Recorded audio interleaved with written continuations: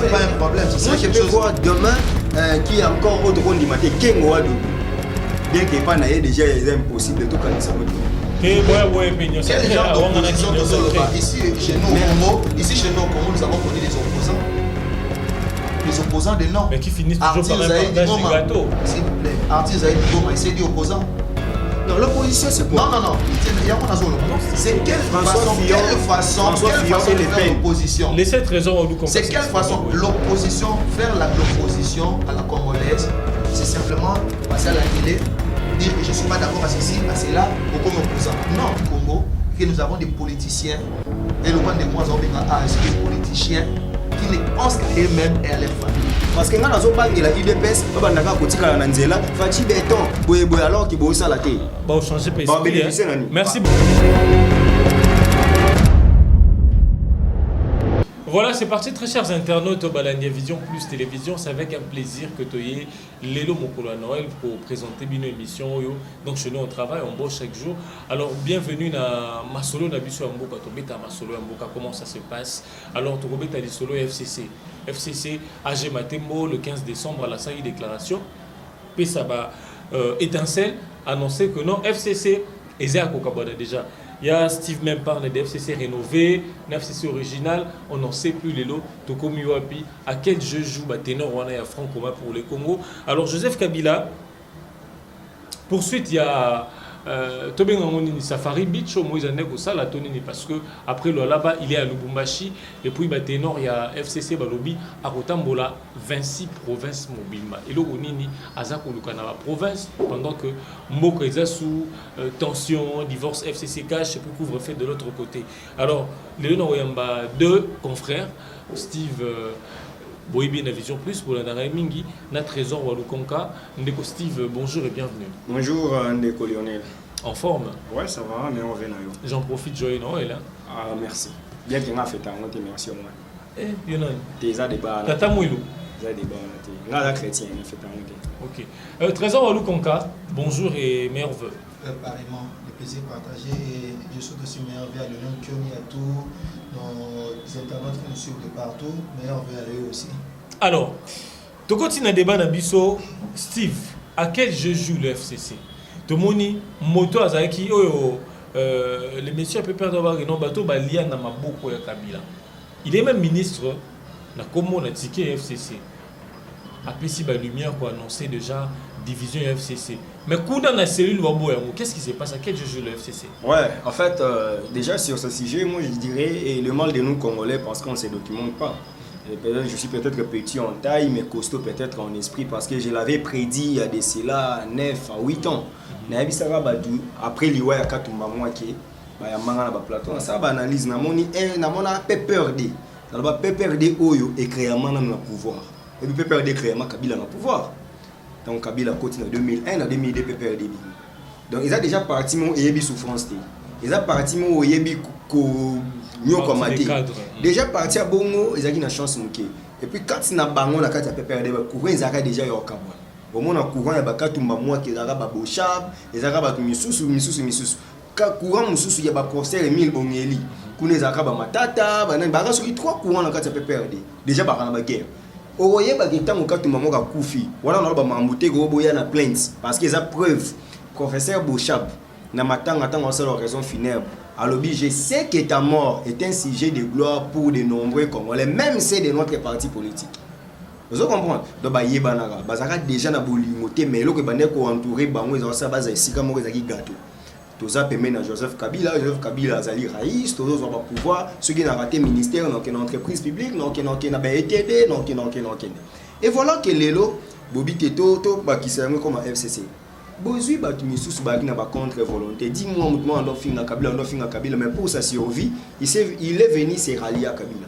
Et l'objet on a intérêt comme menacé. Qu'est-ce qu'il va faire? Donc FCC batika pour non la FCC la PPRD parce que FCC na mona bon. Ils ont une personnalité juridique kolobela ngoto lobela ngoka après ça circonstances politiques. FCC déjà ils ont un avenir. Objectif non pour passer la Chadari, babimisa président en fait il y a Kabila, Kabila, babimisa président et puis babimisa maintenir le pouvoir, ça va programme dans la continuité Kabila. Mais déjà, il y a une campagne à Chadari, il y a ténor et FCC, il y a la Chadari campagne. Nous avons à ABC, ngana ye awa lobby batu musu ba ya wana Félix na Kamere bazo ya batu ni to voter ba bosa ro bomoni mais un grand leader na kati FCC c'est-à-dire ba courant lelo landa ba kulup même ba Franklin Chamala déjà avant que ba mambo ba division FCC ka cho comprendre que bazaki déjà tala ba mambo matata sala kawana pona relaxer ba mambo tu verras que bazala déjà ensemble que ba lora ba marco ba nguli yo kasi ba non ba mécontent il y a FCC il y a PPRD ba lora ba Emile Bongeli wana ba kenda ba Emile Moikaso ezala ba mususu ba PPRD papa Germain Kambinga kufa Christian Kambinga a bénéficié ba te belé bazaka wana za ba famille belé na kati ya ba PPRD wana na kati ba MP ba AMP ba FCC bazaka déjà ba mécontent siko ba luka ba brèche omoni tu par épée Pereira par épée bien que nga linga vraiment logique en moi côté bato IDPS ba comment ko utiliser lelo bazo kabila jurisprudence té mais lelo yo FCC zo sibir o basala ka baninga bazaki makasi ya ko dédoubler baninga MLC kutu ba makasi MLC ba kena même ko signer arrangement particulier kaka pour Chadari ministre intérieur alongo la partie Thomas Louaka et longo MLC libéral et comme ML bango ba makasi yo beta bato yo ko yeba ke MSR ba panza yango okoye ba ki ba parti ba IL2C ba PDC ba panza ba parti ba ninga et ba José Ndundu voilà. panza PDC ba ni so lelo bazo subir même sort et ça que ba komi FCC DSMP FCC Fibo FCC Victoria FCC V Club FCC Bilima FCC Dragon donc et comme il y a kokabwana ozo comprendre que AG Matembo ya bi FCC rénové ça prouve déjà que eloko wana j'aurais entendu que Zabou la professeur Bouchard FCC rénové voilà parce que tant babani mambu ya ba magistrat ya ba affectation ba juge alors bisa bango ke bo pesa déjà Félix pouvoir parce que bo sale là qui va voir des recours et voilà que déjà ça qui tombe sous mes comptes na démarche ya ba mabunda et autres à mon avis que bilo mususu na ye yango moni même abetaka lo mo erataka o lokola ya zo sala que so premier ministre a voyagé a signé ba déclarer ba ordonnance biso peut rolinga so ka voyager premier ministre a signé na place c'était des choses comme ça ba mécontentement za la donc aujourd'hui ezana mo loko ka moté bazala basé na bolimoté bazala basé na ba poste na ba privilège tant que comme menacé mon amdu fa local en interne et puis l'homme congolais versatile c'est ça les politiques et la classe politique congolaise déjà vraiment on est très déçus de les gens confondent parce que baza constante les gens confondent le dynamisme et la versatilité le dynamisme c'est quoi tozana ndeko trésor le konka tolobi ke téléphone o mi balé ezana $500 mais lobby na yango esali ke téléphone ekiti comme $400 tolobaka te to tikala na position tozaki nango ke eza $500 faut to accepter que zo évoluer tozaki lobby to ndose la téléphone na ba touche to moni dynamisme ezaka ko évoluer mais ozana constance eza le roi là na kopesa exemple le roi Martin Fayulu a lobaka mambu ya vérité des urnes après moni ke ko apporter solution te aye na proposition de sortie de crise moni dynamisme et atiki non mamuso on ça la m'a proposé le muso na moi valeur ajoutée exactement ozaki awa okatisi awa olongwe awa okomi awa wana eza koza dynamique. Merci beaucoup Steve Ndeko Trésor Walukonka. Qu'est-ce qui se passe?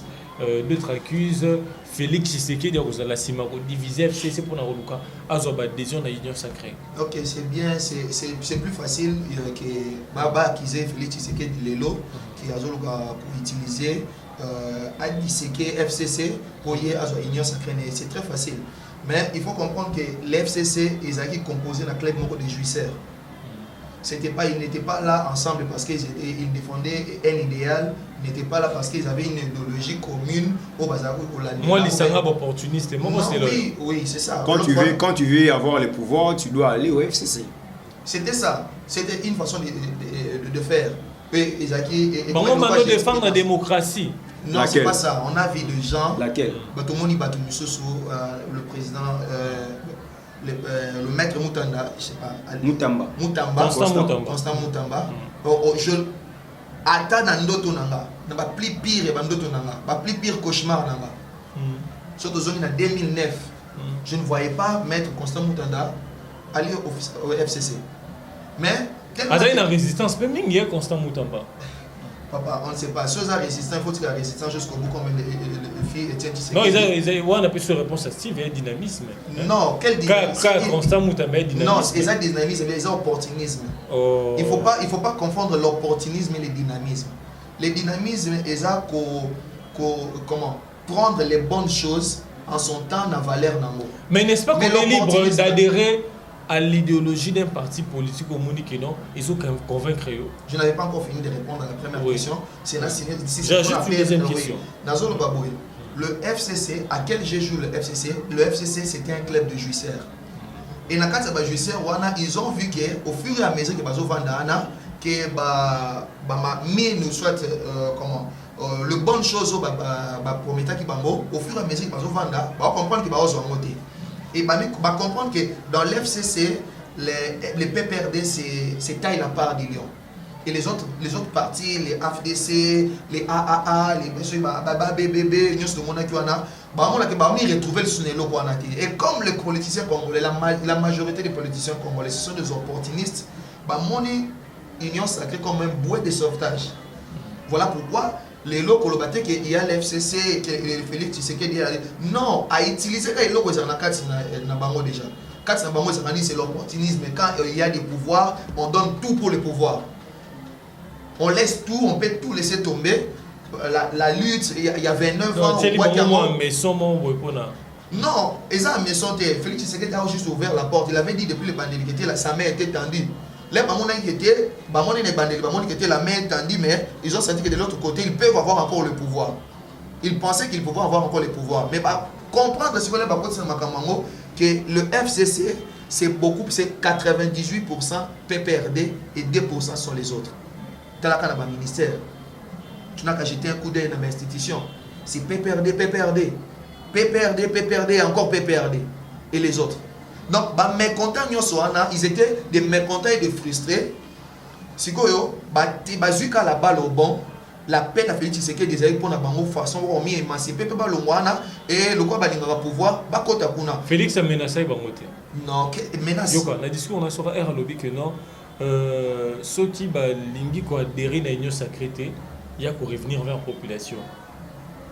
Mais à ça il va prérogative lesquels? Bon, s'il faut dissoudre le Parlement, c'est une prérogative du président de la République. Ça a été une menace, une forme de menace selon certaines formations politiques. Papa, au moins le téléphone, ils ont eu. Sur le téléphone, c'est président soutenu dans côté. Est-ce que ça pose un problème à Steve ou à moi? N'est-ce pas que ça tombe bien?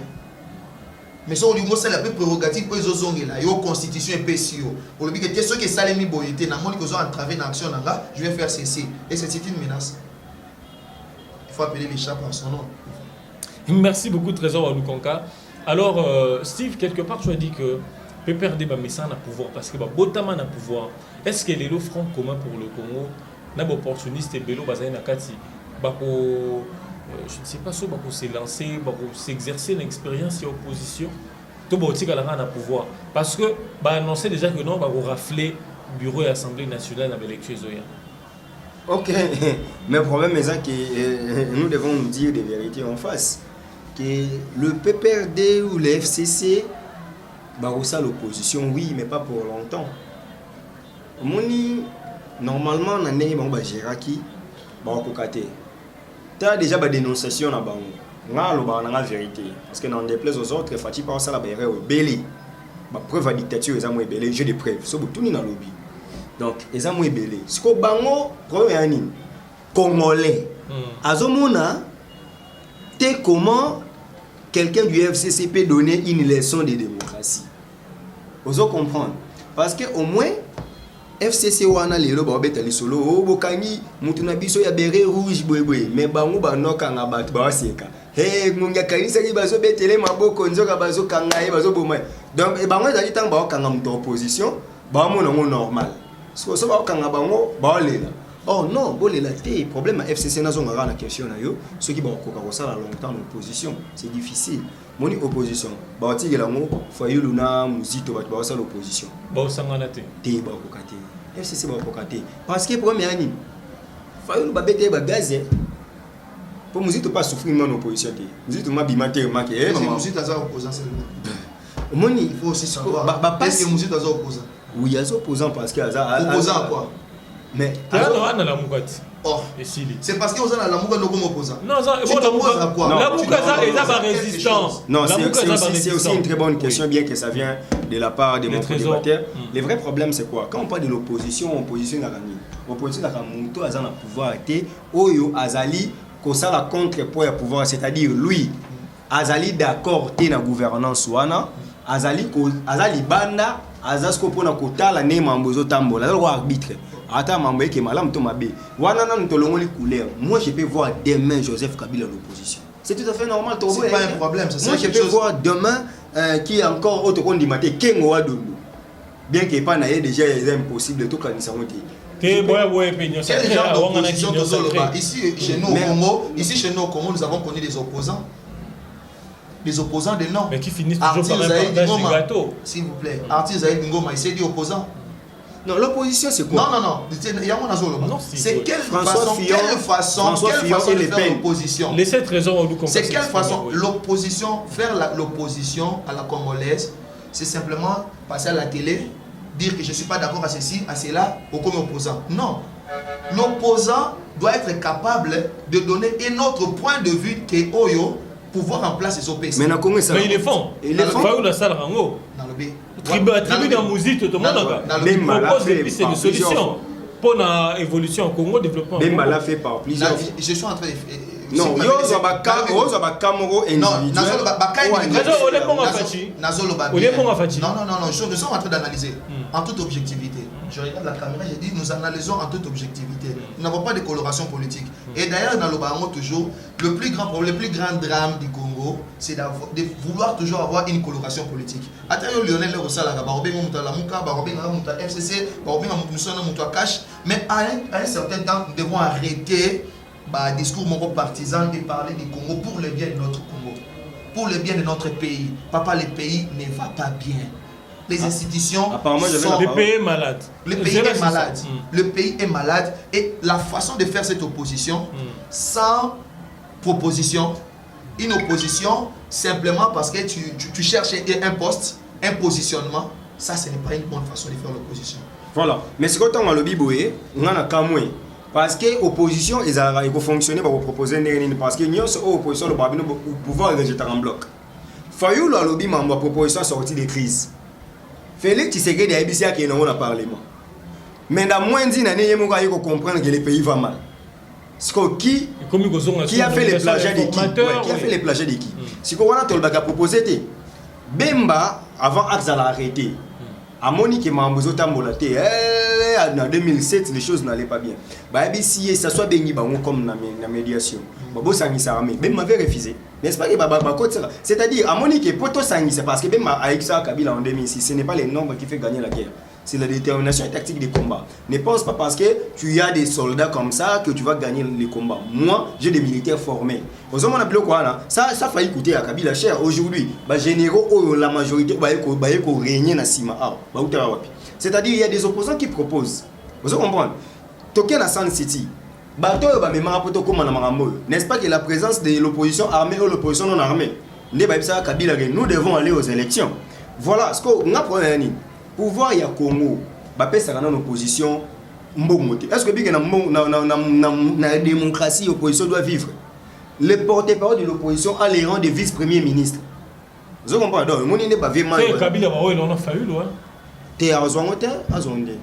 Il y a opposition ni ya idéologie parce que IDPS n'a pas peur de ba idéologie mais ba socialiste. T'es mon dirait son motala lelo la muka n'a pas perdu presque n'a pas résolu. Mais quand c'est ça bon tous ça deux courants. Comment les gens doivent comprendre. Il y a un gars qui ça malheureusement pour que monsieur va pousser mais terreau même biso to ke mulai. Ça la signaler à 5 minutes. Ba signaler à 5 minutes. Ngamo na sengi to kita.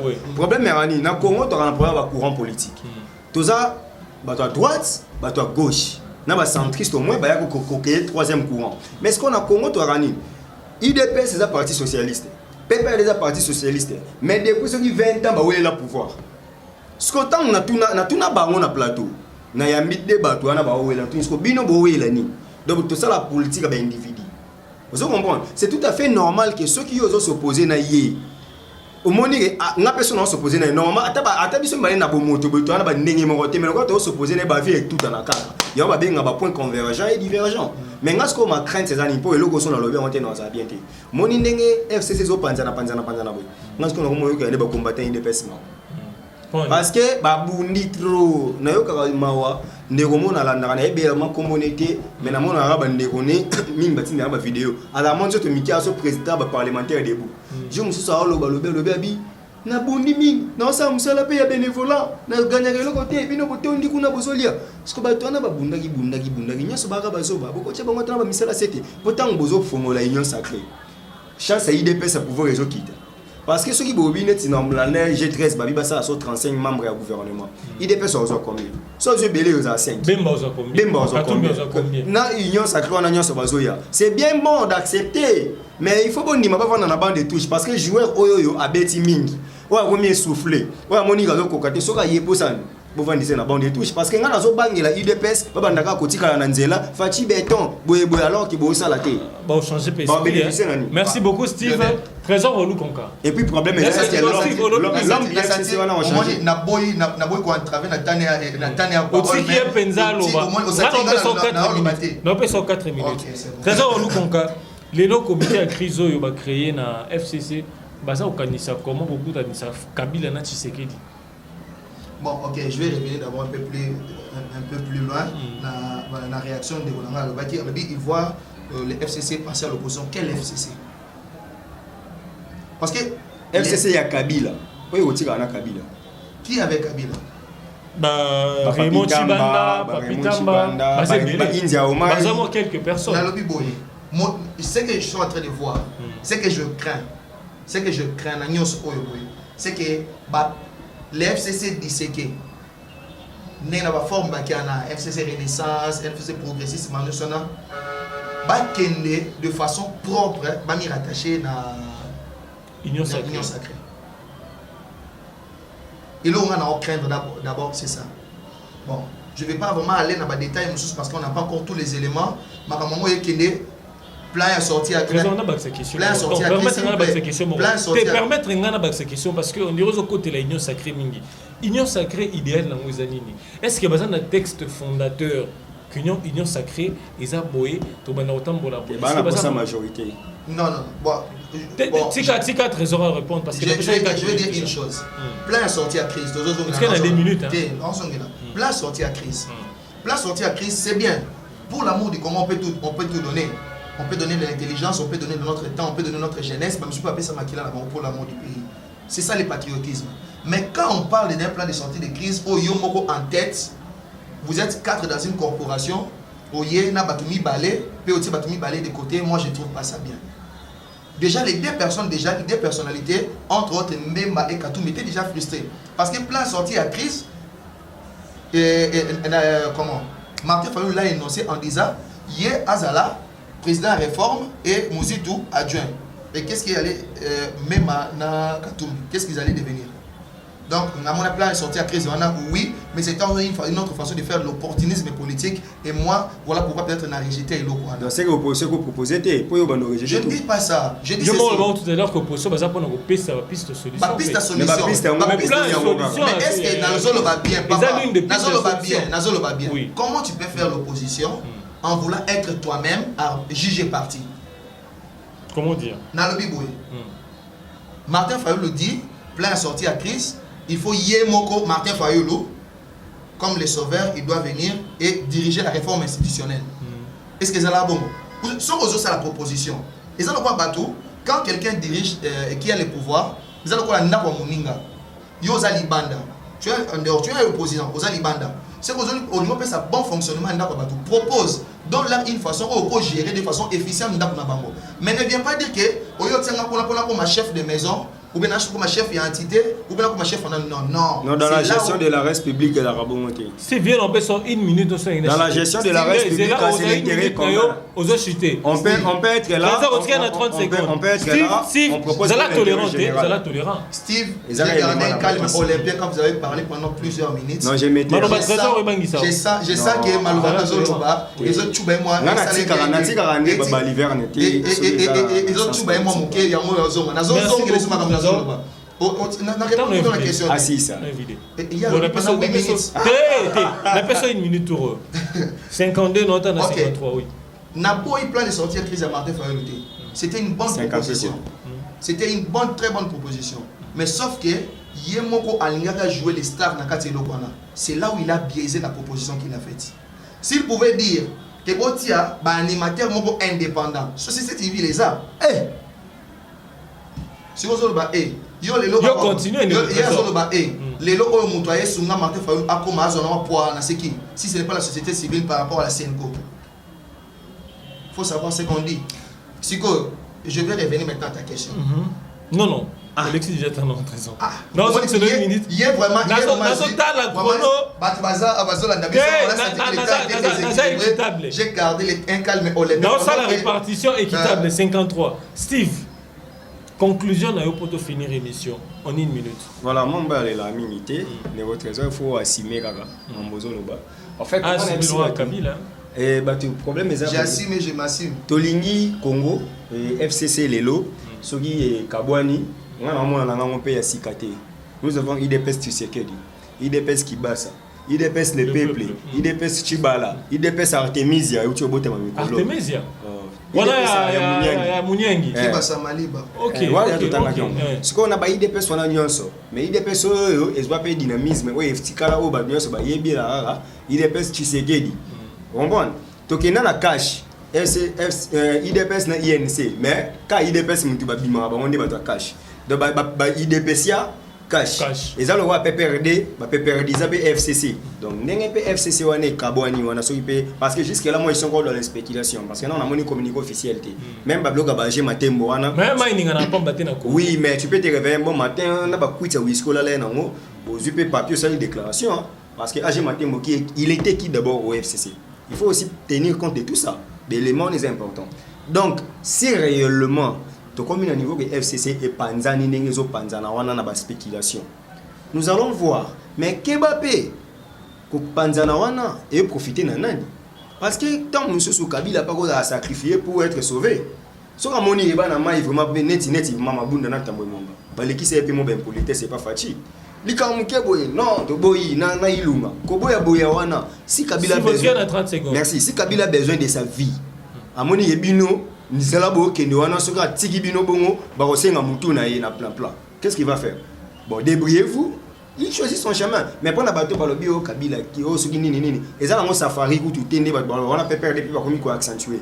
On a la Nagi, moi, ben, Bablo, on a eu, alors que Azalina a profité de la vacances pour à ça, moi, tout, na Katanga. Alors, bité quand on a 26 provinces. On a bombé pour qu'on les ça. Mais au moins, on a Kabila qui a un problème de nationalité qui pas mais c'est un citoyen congolais, il a dirigé ce pays, na mal on a bien, il a quand même été dirigeant, il a aussi droit de circuler dans le pays. Donc na zawana atambola, ce n'est pas mon problème c'est de voir Tshisekedi à ça la mambo. Merci beaucoup Steve. 400 dollars pour nos soldats en 2021. Batbando bloqué à se débarrasser na bango à Zubango. Total en 2021 sur 400 dollars. Merci beaucoup Trésor Walukonka. Conclusion pour notre atterrir.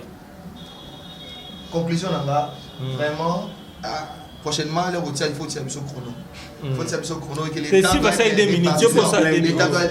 temps doivent être répartis. Et doit être réparti de façon équitable. C'est une très bonne chose. Moi, je dis toujours que avec ou sans nous, que le Congo gagne. C'est le plus important. Moi, je ne vois pas FCC, moi, je ne vois pas Cash, je ne vois pas la Mouka. Moi, je vois l'intérêt du Congo. Et l'intérêt du Congo est l'équipe, pesanteur pesanteur politique, pesanteur tribal, pesanteur l'intérêt du Congo est l'équipe l'intérêt du Congo est l'équipe. Et j'entends quelque chose pour recadrer moi mon qui au Cash, INC et Zinda Cash et comme IDPS. Mais je vois des ministres, ministres d'État, INC, à moins que l'aime sous. Mais dans ma politique, tout le monde a réagi à Saramotu. Le roi est Cash, mais UNC bazonga sima. Mais il y a aussi attends la carte à Cash. Kabunda s'auto-proclamant président Cash sans qu'il y ait consensus. Steve. Na baxé l'élément. Si vous êtes tolérant aussi. Na lobi boy. Na kati ya Cash. Na kati ya Cash P, surtout sur le crise na FCC, il faut tenir mapper na kati ya Cash P crise ça. Mais ils en ont nous peut-être ils ont géré, mais il y a une crise à l'intérieur des caches. À l'intérieur il y a une crise. Mais dans l'ingénieur le bagarre pour nous c'est être concis. Nasi prochainement l'amour du Congo et les Kenya. Si l'union sacrée posait une question mais je n'avais pas répondu à cette question. L'union sacrée Ezawana pour que nous puissions faire avancer le Congo. Les Congo tous une étape où nous ne pouvons plus permettre de reculer. Parce que c'est un grand pays avec beaucoup de richesses. Mais le malheur du Congo, c'est que nous avons des politiciens, et le point de moi, c'est des politiciens qui ne pensent qu'à eux-mêmes et à leur famille. Et aujourd'hui, nous avons presque 120 millions de Congolais qui sont en train de trimer dans la souffrance. Papa, l'insécurité à l'Est, il y a 14 500 000 Kinois qui sont ici, qui vivent à peine. Nous vivons avec les couvre-feux, il y a l'insécurité. Nous avons beaucoup de défis que nous devons relever. Et nous passons tout le temps dans les salons IP à politique, dans Gombe, par-ci, par-là. C'est pas ça la République. Zonga na Makala, Zonga na Bumbu, qui n'est na Kisesu, qui n'est na Kimbati, que tu verras que la population souffre. Merci beaucoup. Après, regarde la fête Oyo, na Corona, na couvre-feu, regarde nos rues, regarde quand il pleut. Il faut comprendre qu'il y a beaucoup de choses à faire. Au-delà de Makamyo Sona, ne nous basons pas dans la politique. Nous n'avons pas des hommes d'État ici chez nous. Parce qu'ils ne pensent qu'aux prochaines élections. Ils ne pensent qu'au positionnement. Et là, on a Belanza mené mingi mingi. Je perds au fond de la position. Et biso batozo loba awa, les ala Steve Wazape mené les ala Yolonel, les ala bazo la nabiso. Si prochainement ba pression moi était numéro ya Bokonzi. Oui, bah comment? Non, comme un homme d'État. On pense à la prochaine génération. Na Rwanda ici, au Rwanda, bazo créer un ordinateur, ils créent des téléphones. Et qu'est-ce que nous faisons? Nous sommes que des consommateurs. Et même alors, ça, on a un minute aussi, ça c'est merci beaucoup, Trésor Wanukonka, merci à Steve. Donc, le Congo pose à la bombe d'État et le Congo a une grande richesse. Ah, merveille, Mija. Moi, c'est un peu, mais moi, c'est Kitoko. Non, Mija Mandala. Mija Alou, Bela Dinganga. Bela Dinganga. Moi, ça, Moïndo, c'était Moïndo. Donc, merci beaucoup, na Binonyo Soko. Moi, ça, ma richesse. Richesse, et ça, or te minéraux te cuivre te mais richesse ça peut bato maïle toi na bango le roi Steve ba trésor wa lukonka bolandi ba ça peut bato ba couper ça le lengeni ni Congo ça kota ba couper ça conseil na bino ba politique conseil na bino ba citoyen comment beaucoup conduire Congo. Merci na Jack Kanangi la za sima ya caméra, merci na Kwaku Vantoto oyo bendi bongo bilili kitoko to komina suka, merci beaucoup na Maman Bela Dinganga, Maman Elisa, hein, Maman na Corneille. Donc, yo libanga toujours. Merci. Tu remets la souka, tu as un numéro.